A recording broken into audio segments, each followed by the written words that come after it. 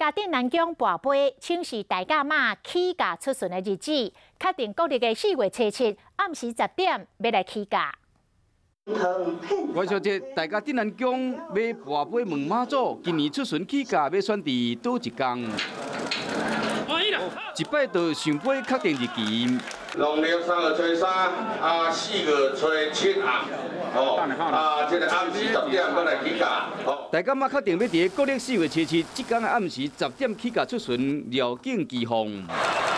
信众相信妈祖出巡会使安定人心，驱邪镇煞，就发成对咧进香绕境，来答谢新运、祈福消灾，也是洗掉罪孽。